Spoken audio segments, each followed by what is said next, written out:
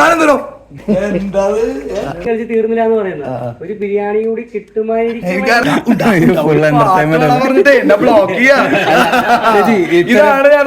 ഇത്തരം full entertainment ആയിട്ടുള്ള ഒരു ഭർത്താവ് ഇത്ര നാൾ ജീവിച്ചു എന്ത് തോന്നുന്നു ബിഗ് ബോസിൽ പോയി വന്നു കഴിഞ്ഞാൽ? സത്യസന്ധമായിട്ട് പറയണം. ബിഗ് ബോസിൽ ഓക്കെ എല്ലാവർക്കും ഒരുപാട് നന്ദിയുണ്ട്. സോറി ട്ടാ എല്ലാരും വെയിറ്റ് ചെയ്ത്. Okay thank you. പിന്നെ എന്തൊക്കെയാണ് വിശേഷം? നല്ല വിശേഷം. ഒരു സെക്കൻഡ് താര അപ്പൊ എല്ലാവർക്കും എങ്ങനെയായിരുന്നു? അടിപൊളിയായിരുന്നില്ലേ? Thank you. നിങ്ങൾ എല്ലാവരും സപ്പോർട്ടാണ് എനിക്ക് ഏറ്റവും വലുത് വേണ്ടത്. എല്ലാവരും എന്നെ സ്നേഹിച്ചു എന്ന് പറഞ്ഞതിൽ വളരെയധികം സന്തോഷമുണ്ട്. ഞാൻ ഇവിടെ നെടുമ്പാശ്ശേരിയിൽ കാല് കുത്തിയ അപ്പം മുതൽ തുടങ്ങിയതാണ് നിങ്ങളുടെ എല്ലാവരുടെയും സ്നേഹം. എനിക്ക് എല്ലാവരും സ്നേഹിക്കുന്നു എന്നറിഞ്ഞാൽ ഒരുപാട് സന്തോഷമുണ്ട്. ഒരുപാട് അമ്മമാരെന്നെ സ്നേഹിക്കുന്നു, ഒരുപാട് ആൾക്കാരെന്നെ സ്നേഹിക്കുന്നു. ഇത് മതി എനിക്ക്. ഈ 7 ദിവസം കൊണ്ട് എനിക്ക് ഇത്രയും ആക്കാൻ പറ്റിയല്ലോ അല്ലെ? അതൊരു വലിയൊരു കാര്യമായിട്ട് ഞാൻ കരുതുന്നു. പിന്നെ ഇപ്പൊ നിങ്ങൾക്ക് മനസ്സിലായില്ലേ എന്റെ ക്യാരക്ടർ ഇങ്ങനെയാണ്. ഞാനൊരു ചൊറിയനല്ല. ഞാന് ഒരു സാധാരണ എൻ വിശ്വനാഥന്റെയും ഗിരിജാകുമാരിയുടെയും സാധാരണ ഒരു ഇതിലെ 3ാമത്തെ മകനാണ്, മൂത്ത ചേട്ടനാണ് അവിടെ നിൽക്കുന്നത്. നിങ്ങളുടെ എല്ലാവരും സ്നേഹം എനിക്ക് എപ്പോഴും വേണം, എന്റെ കൂടെ ഉണ്ടാവണം. ഓക്കെ. പിന്നെ എന്തുകൊണ്ടാണ് ചേട്ടനെ കുറിച്ച് ഇവിടെ മൊത്തം അറിഞ്ഞപ്പോണ്ടല്ലേ ഒരു പാവ ആള്, എല്ലാവർക്കും സഹായി, അങ്ങനെ ഒരാളായിട്ടാണ് രതീഷ് ചേട്ടനെ കുറിച്ച് നാട്ടുകാരെല്ലാം പറയുന്നത്. പിന്നെ എന്തുകൊണ്ടാ ഒരു ഫസ്റ്റ് ദിവസം തൊട്ട് ചൊറിയുന്ന ഒരു ക്യാരക്ടറായിട്ട് മാറിയത്? അതല്ല ഞാൻ പറയട്ടെ, ഇയാളുടെ പേരെന്താ? അജിത്ത്. ഏത് മീഡിയ? ഓക്കെ. അതായത് അജിത്തെ ഇപ്പൊ ഇവിടെ നിൽക്കല്ലേ? അജിത്ത് ഇവിടെ നിൽക്കുമ്പോ ഞാൻ ഏത് രീതിയിലായിരുന്നു പെരുമാറേണ്ടത്? അതായത് ഇതൊരു ഗെയിമല്ല, ഇതൊരു റിയാലിറ്റിയാണ്. ഈ റിയാലിറ്റിയിൽ ഞാൻ പെരുമാറേണ്ട രീതി എന്ന് പറഞ്ഞു കഴിഞ്ഞാൽ വളരെ നല്ല രീതിയിൽ പെരുമാറുന്നു. അതാണ് സംഭവം. അത് അജിത്ത് എന്നെ തേടി വന്ന ഒരാളാണ്. അപ്പോൾ നമ്മളിപ്പോൾ റിയാലിറ്റി നിൽക്കുക, അവിടെ ഒരു ഗെയിമിൽ നിൽക്കുകയാണ്. ഈ ഗെയിമിൽ നിൽക്കുമ്പോൾ ഞാൻ എപ്പോഴും ഞാൻ പറഞ്ഞു കളിക്കുന്ന ഒരാളാണ്. ഞാൻ പറയാറുള്ളത് എന്താ, എൻ്റെ ബേസ് ഞാൻ വളരെയധികം സംസാരിച്ചുകൊണ്ടിരിക്കുന്ന ഒരാളാണ്. ഞാൻ ഇന്നലെ ഉറങ്ങിയിട്ടില്ല, ഇന്ന് ഉറങ്ങിയിട്ടില്ല. ഇപ്പോഴും എൻ്റെ ഒരു എനർജി പവറിന് ഒരു കുറവില്ല. നിങ്ങളെല്ലാവരും കണ്ടതല്ലേ? അപ്പോൾ ഞാൻ വളരെ സംസാരിക്കാൻ ആഗ്രഹിക്കുന്ന, അല്ലെങ്കിൽ എപ്പോഴും സംസാരിച്ചിരിക്കുന്ന ആളാണ്. എൻ്റെ അച്ഛനുണ്ട്, എൻ്റെ കുടുംബം ഉണ്ട്. കണ്ടില്ലേ ഷർട്ടിടാൻ നിൽക്കണില്ലേ പാവം എൻ്റെ അച്ഛൻ. ഞാൻ ഉമ്മ വെച്ചോട്ടെ, എൻ്റെ അച്ഛനാണ്. ഞാനിപ്പോഴും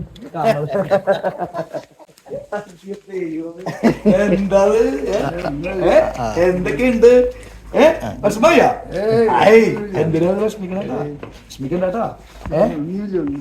കളിച്ചതേ കണ്ടില്ലേ? ഇവരൊക്കെ വന്ന കണ്ടില്ലേ? കളിച്ച് ജയിച്ചിട്ടാ വന്നിക്കണത് കേട്ടോ. ഓക്കെ. അച്ഛനെ കാണാൻ വേണ്ടിട്ട് എനിക്ക് മുട്ടി നിക്കായിരുന്നു. ഇതാണ് എന്റെ അച്ഛൻ, കണ്ടില്ലേ?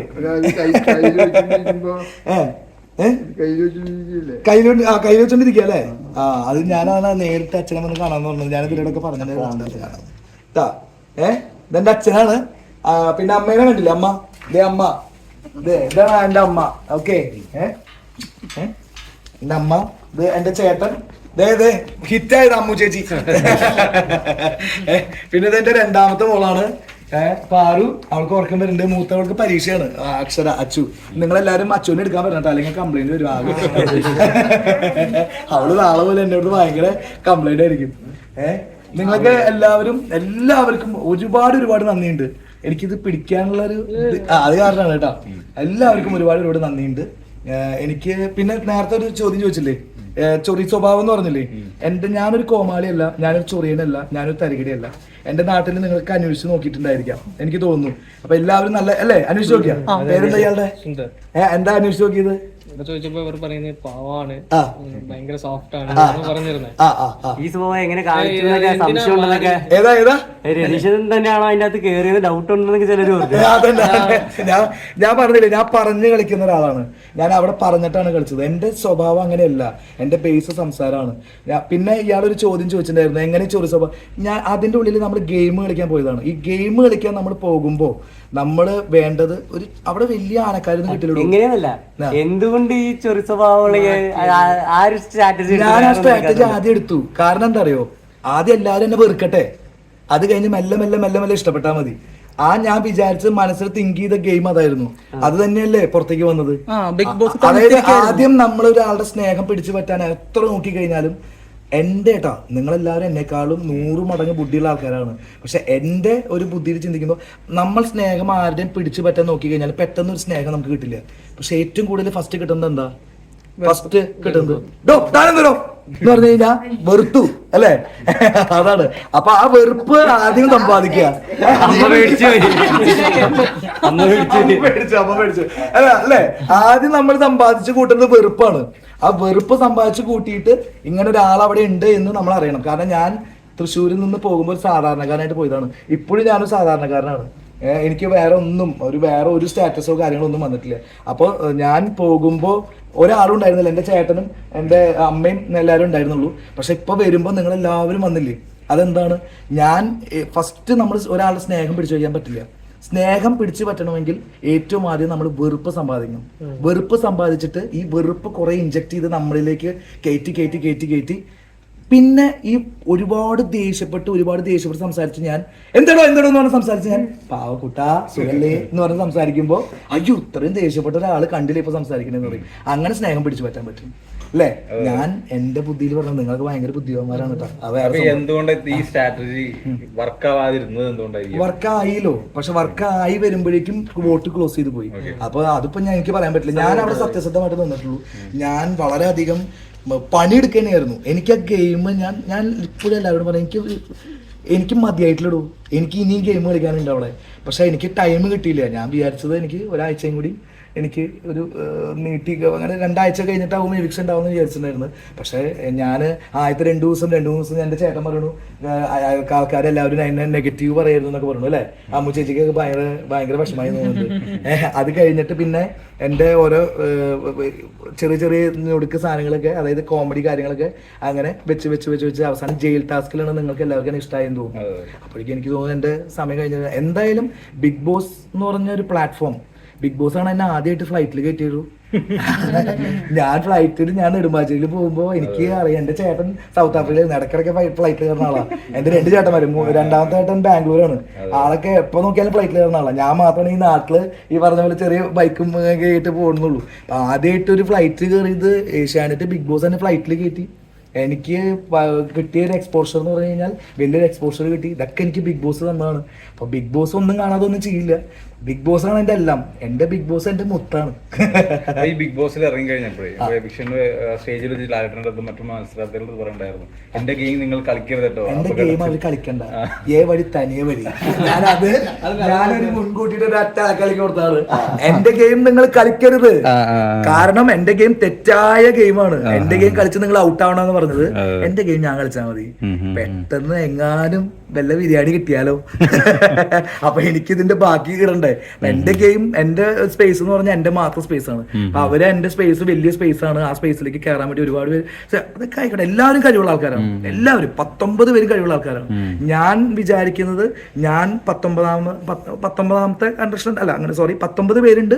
ഈ 19 പേരിൽ ഒരാളാണ് ഞാൻ വിചാരിക്കുന്നത് 18 പേരും എന്നേക്കാൾ ബുദ്ധിയുള്ള ആൾക്കാരാണ്. അവരെങ്ങനെയും എനിക്ക് ചെറുത്ത് നിൽക്കണം. അതിൽ ചെറുത്ത് നിൽക്കണമെങ്കിൽ ഞാൻ എൻ്റെതായിട്ടുള്ള ഗെയിം പ്ലാനിൽ നോക്കണം. ഞാൻ എപ്പോഴും അവിടെ എൻ്റെ ചൊറി സ്വഭാവം എടുത്ത് ഞാൻ തന്നെ കണ്ടന്റ് ഉണ്ടാക്കി ഞാൻ പറഞ്ഞു കളിക്കുന്ന ഒരാളായിരുന്നു. ഞാൻ കുറെ പേര് പറഞ്ഞു ഒറ്റപ്പെടൽ ഗെയിമാണോ എന്ന് പറഞ്ഞു. ഒറ്റപ്പെടൽ ഒരു ഗെയിമല്ല. നമ്മള് പറഞ്ഞിപ്പോ ഈ ഇരിക്കുന്ന ഓരോരുത്തരെയും ശത്രുക്കളൊക്കെ എനിക്ക് പറ്റും. പക്ഷെ മിത്രങ്ങളാക്കാൻ അത്ര എളുപ്പമല്ല. അതാണ്. അപ്പോൾ എനിക്ക് എളുപ്പവഴി എന്താണ്, എൻ്റെ മുമ്പിൽ ഒരു ആഴ്ചയുണ്ട്. ഞാൻ ഒരു സാധാരണക്കാരനായിട്ട് പോയവനാണ്. മറ്റുള്ളവരൊക്കെ ഒരുപാട് സ്റ്റാറ്റസുകളും മറ്റേ എന്തെങ്കിലും തരത്തിൽ ഒരു യൂട്യൂബേഴ്സോ അങ്ങനെയൊക്കെ.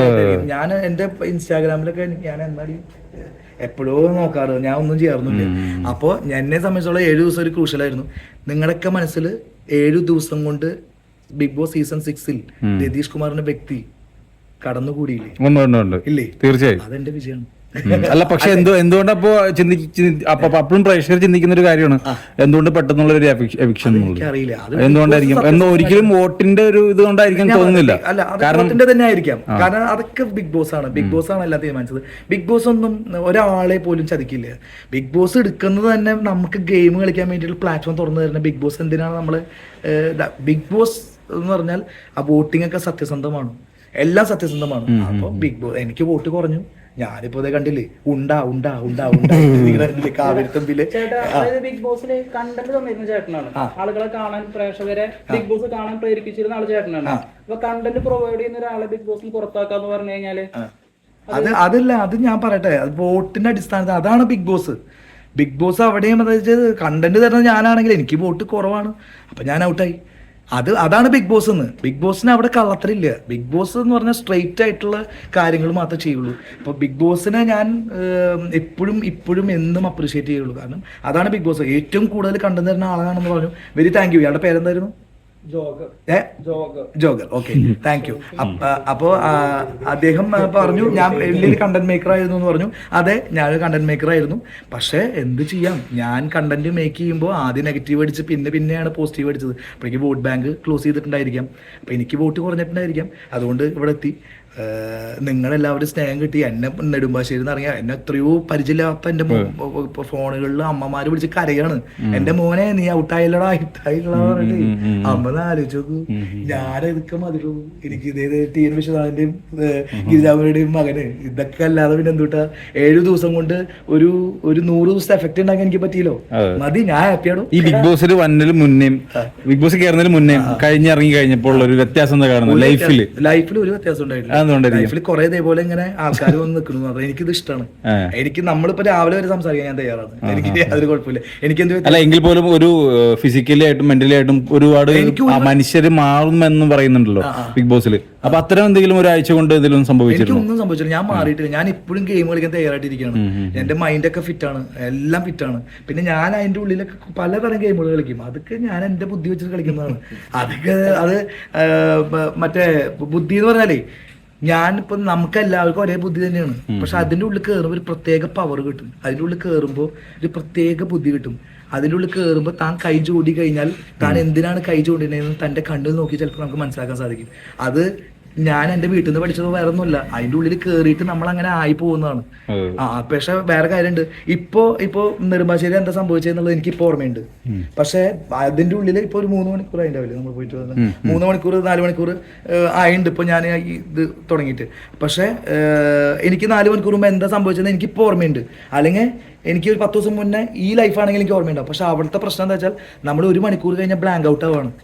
1 മണിക്കൂർ കഴിഞ്ഞാൽ നമ്മൾ ഗെയിമിൽ അത് ലോക്ക് ചെയ്ത് വെച്ചിട്ടുള്ള സാധനങ്ങൾ മാത്രമേ നമുക്ക് ഓർമ്മയുണ്ടാവുള്ളൂ. നമുക്ക് ലോക്ക് ചെയ്ത് കുറേ കാര്യങ്ങളുണ്ടാവും, അത് മാത്രമേ ഓർമ്മയുണ്ടാവുള്ളൂ. ബാക്കിയെല്ലാം ഇപ്പോൾ ആരൊക്കെയാണ് അടുത്തുണ്ടായിരുന്നത്, ഇപ്പോൾ എൻ്റെ അച്ഛൻ, അമ്മ, ഭാര്യ, മകള് തുടങ്ങിയിട്ടുള്ള ചേട്ടൻ തുടങ്ങിയിട്ടുള്ള ആൾക്കാർ എൻ്റെ കൂടെ ഉണ്ടായിരുന്നു. എനിക്ക് ഓർമ്മ ഒരു 2 മണിക്കൂർ കഴിഞ്ഞാൽ അതിൻ്റെ ഉള്ളിലാണെങ്കിൽ അയ്യോ അമ്മ ഉണ്ടായിരുന്ന, അച്ഛൻ ഉണ്ടായിരുന്ന.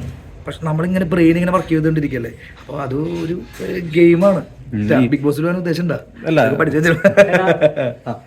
ഗെയിം കളിച്ച് തീർന്നില്ല എന്ന് പറയുന്നത് ഒരു ബിരിയാണി കൂടി കിട്ടുമായിരിക്കും. എനിക്കറിയില്ല, അതൊന്നും പറയരുത്. എനിക്കൊന്നും അറിയില്ല, അതൊന്നും അറിയില്ല. ഞാൻ പറഞ്ഞല്ലോ, ഞാൻ നിങ്ങൾ ഇത്രയും നേരം എന്നെ കാത്തിരുന്നതിന്റെ ഒരു സന്തോഷം എനിക്കുണ്ട്. എനിക്ക് കൂടുതൽ കാര്യങ്ങളൊന്നും അങ്ങനെ അറിയാലോ കേട്ടോ, ഒന്നും തോന്നരുത് കേട്ടോ. ഇത്തരം ഗെയിമുകൾ കളിക്കുമ്പോൾ ഒരു പക്ഷെ ചില കാര്യങ്ങളൊക്കെ സംസാരിക്കുമ്പോഴോ പ്രശ്നങ്ങൾ സംഭവിച്ചേക്കാം. ഇപ്പോ അവിടുത്തെ ഞാൻ അവിടെ ഇട്ടിട്ട് വന്നില്ല. ദയവ് ചെയ്ത് നമ്മൾ വിശദമായിട്ടിരിക്കും. അല്ല അത്തരം വാക്യങ്ങളോ അല്ലെങ്കിൽ അത്തരം സംവാദങ്ങളിലേക്കൊക്കെ പോയി കഴിഞ്ഞ സമയത്ത് പിന്നീടുള്ള ഒരു കുറ്റബോധം തോന്നിയിരുന്നു? കുറ്റബോധത്തിന്റെ അല്ല, അതൊക്കെ ഞാൻ അവിടെ ഇട്ടു. ഗെയിമൊക്കെ അവിടെ ഇട്ടു. ഇനി എന്റെ അമ്മ ചൂലും കെട്ടിട്ട് അടിക്കും. അമ്മ ഇപ്പൊ വരുമ്പോ പറഞ്ഞത് പണി കയറി കഴിഞ്ഞാൽ നിർത്തിക്കോട്ടെ, വേണ്ട അതും വേണ്ട, എന്റെ ഇഡ്ഡലി കച്ചവടി ഇരിക്കണം. അല്ല അമ്മയുടെ മുന്നേ ഞാൻ വന്ന് ഇന്റർവ്യൂ എടുത്തിരുന്നു. അപ്പൊ രതീഷേട്ടനെ പറ്റി എന്താ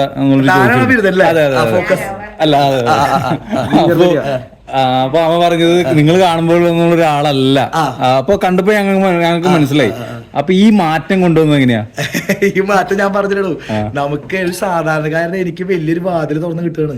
വലിയ വാതിൽ തുറന്ന് കിട്ടുമ്പോ എന്റെ ഈ നല്ല സ്വഭാവം കൊണ്ട് പോയിട്ട് ഒരു കാര്യമില്ല. അപ്പൊ നമ്മുടെ സ്വഭാവത്തിന്റെ ട്രാൻസ്ഫോർമേഷൻ വരുത്തിക്കുകയാണ് അവിടെ. അതായത് ഞാൻ ഇങ്ങനെ കളിച്ചിട്ട് എന്താ കാര്യം? ഞാൻ അവിടെ ചെന്ന് ഇങ്ങനെ കളിച്ചിട്ട് നിങ്ങൾക്ക് എന്നല്ല ആർക്കും ഇഷ്ടപ്പെടില്ല.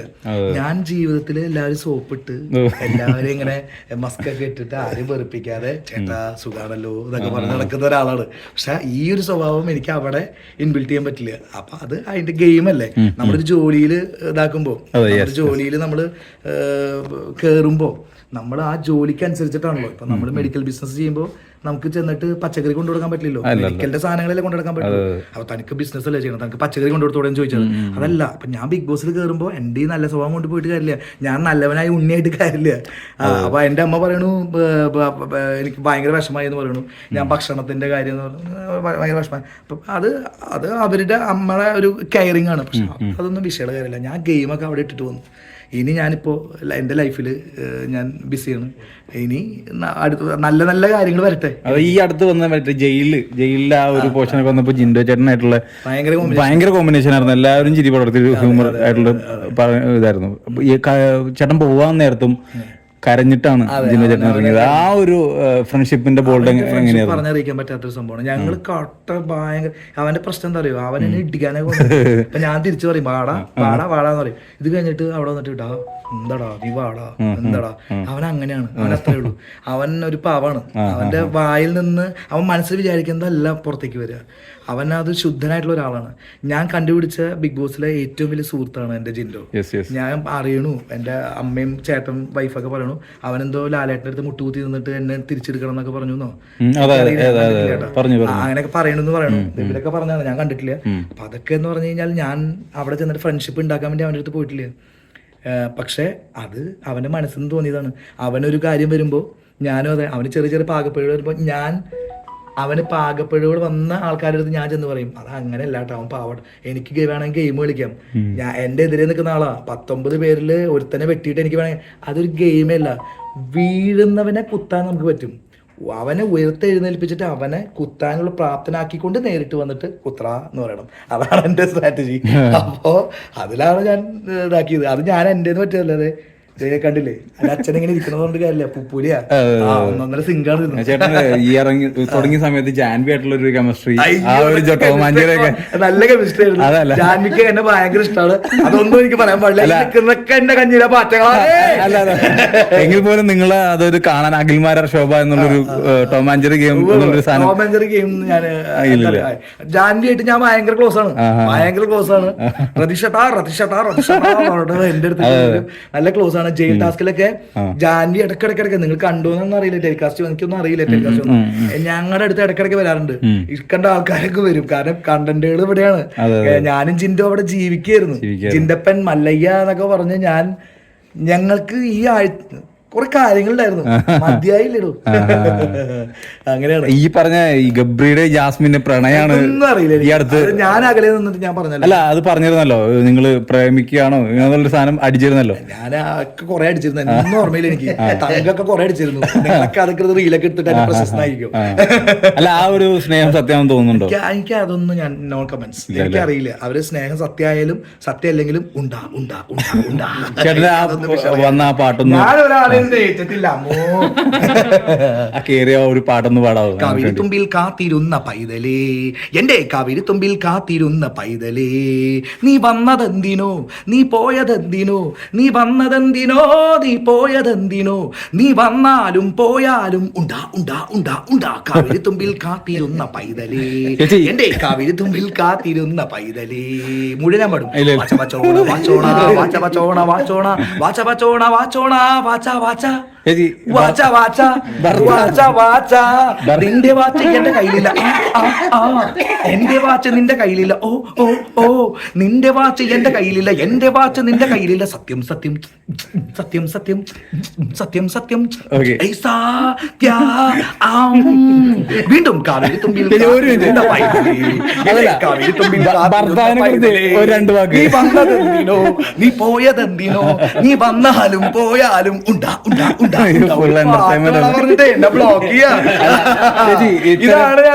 ഇത്തരം ഫുൾ എന്റർടൈൻമെന്റ് ആയിട്ടുള്ള ഒരു ഭർത്താവ് ഇത്ര നാൾ ജീവിച്ചു, എന്ത് തോന്നുന്നു ബിഗ് ബോസിൽ പോയി വന്നു കഴിഞ്ഞാൽ? ബിഗ് ബോസിൽ പോയി വന്ന ശേഷം എന്തെങ്കിലും മാറ്റങ്ങൾ സംഭവിച്ചിട്ടുണ്ടോ? ഇല്ല, ഒരു മാറ്റം സംഭവിച്ചിട്ടില്ല, പണ്ടത്തെ പോലെ തന്നെയാണ്. അല്ല അവിടെ ഫുഡും കാര്യങ്ങളൊക്കെ ഒറ്റയ്ക്ക് ഉണ്ടാക്കണം എന്നുള്ള സംഭവം കാര്യങ്ങളൊക്കെ ഉണ്ടല്ലോ. അപ്പൊ അതൊക്കെ എന്തെങ്കിലും ശ്രദ്ധിക്കാൻ പറഞ്ഞിരുന്നോ? ശ്രദ്ധിക്കാൻ പറഞ്ഞിട്ടുണ്ടായിരുന്നു, ശ്രദ്ധിച്ചു എന്റെ വിശ്വാസം. ഫുഡ് ഉണ്ടാക്കാനും ഞാൻ പാത്രം കഴുകണില്ല, എനിക്ക് ഫുഡ് ഉണ്ടാക്കാനൊന്നും അറിയില്ല. ഇവിടെ എന്റെ അടുത്ത് കുറെ കാര്യങ്ങൾ പഠിക്കാനൊക്കെ പറഞ്ഞിട്ടായിരുന്നു, ഞാൻ പഠിച്ചിട്ടുണ്ടായിരുന്നില്ല. ഞാൻ അതായത് പാത്രം കഴുകുക അങ്ങനത്തെ പരിപാടിയായിരുന്നു, അല്ലാതെ ഫുഡ്. എന്താ ഈ ചേട്ടന്റെ ഗെയിമും കാര്യങ്ങളൊക്കെ എങ്ങനെയായിരുന്നു? ഇഷ്ടപ്പെട്ടിരുന്നു? മറ്റുള്ളവർ പറയുന്ന കാര്യങ്ങളെല്ലാം ശ്രദ്ധിച്ചിരുന്നോ?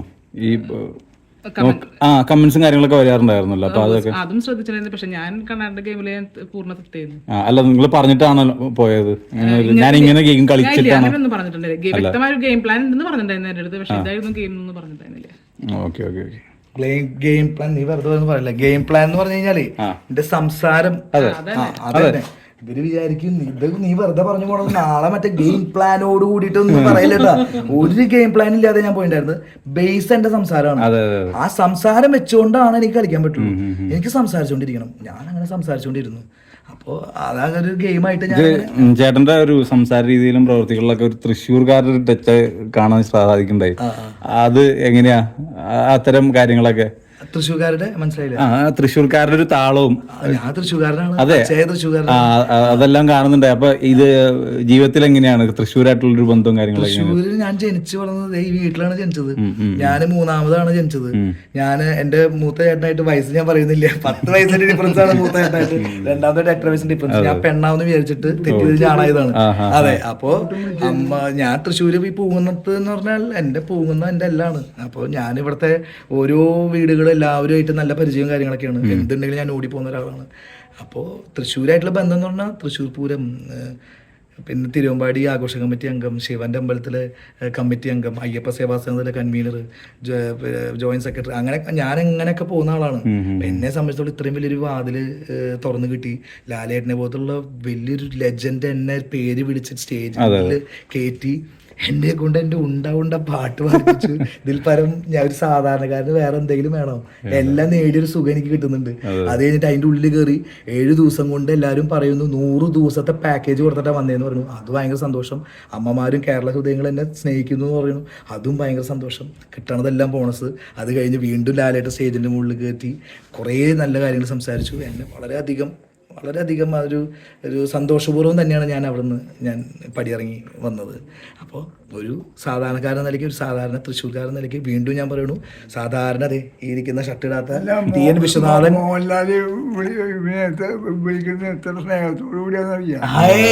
എന്താ തരം. അതെ, അപ്പൊ അതെല്ലാരും സ്നേഹത്തോടു കൂടിയാ. ഒരു മിനിറ്റ്, എപ്പോഴും വിളിക്കുന്നത് മറ്റുള്ളവരെ വിളിക്കണ മാതിരിയല്ല ഇവനെ.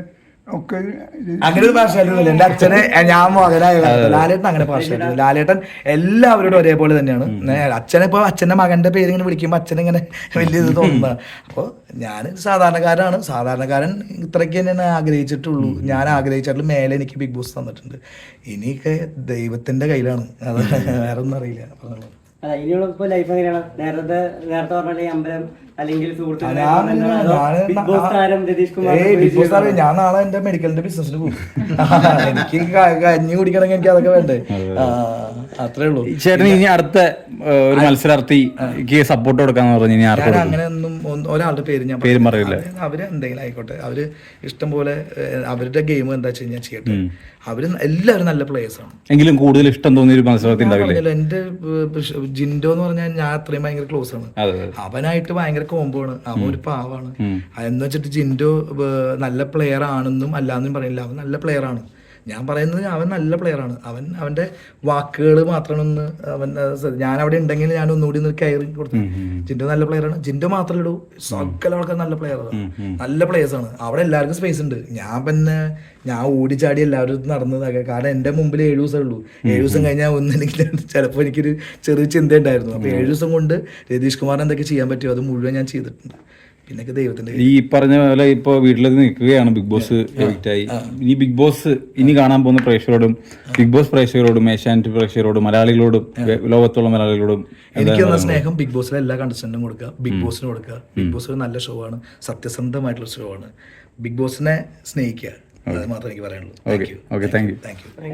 All the best. Thank you. ശരി, അതെ, അയപ്പല്ലേ. ഓക്കെ.